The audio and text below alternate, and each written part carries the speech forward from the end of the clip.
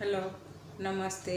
हम नूतन कर अपन पूरा मिथिलावासी के गोर लगै छी और आइ भगवती के एकटा हम विदाई गबै छी।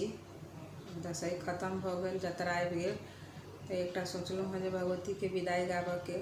आशा है जहाँ सबके नीक जरूर लागत। आ नीक लागत तो लाइक शेयर सब्सक्राइब सब आदमी से आग्रह करैत रहब। तो सुनू एकटा मैया के विदाई।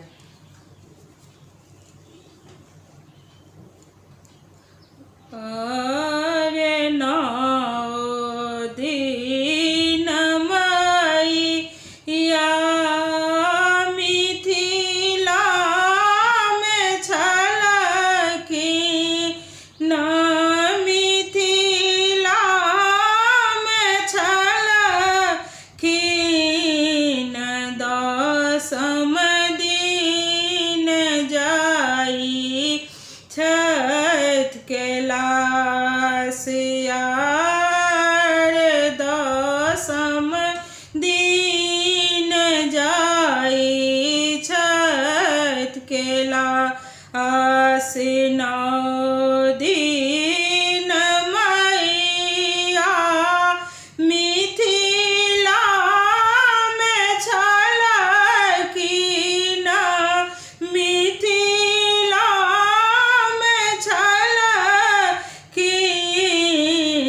दसम दिन जाई छठ के लासिया रे। भोर उठी हम फूल लोढ़ी लैलहुँ, फूल लोढ़ी लैलहुँ। पूजा केलहुँ नित दिन आर, पूजा केलहुँ नित दिन। सब दिन मैया के चुनरी पहिरा एलहुँ, चुनरी पहिरा एलहुँ। आरती देखेलहुँ नित साँझे रे, आरती देखेलहुँ नित साँझ। नौ दिन मैया मिथिला में छलखिन, मिथिला में छलखिन।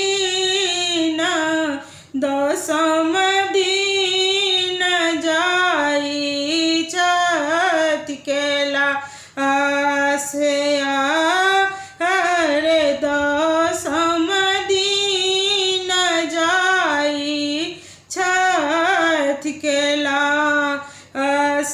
जाई छी त जाऊ मैया आशीष देने जाऊ ने, आशीष देने जाऊ ने। फेरो आयब से कहने जाऊ आर, फेरो आयब से हो कहने जाऊ। भागा सोहागा मैया यहाँ देने जाई, याऊ आहाँ देने जाई, याऊ पुत्र के आशीष दियने आ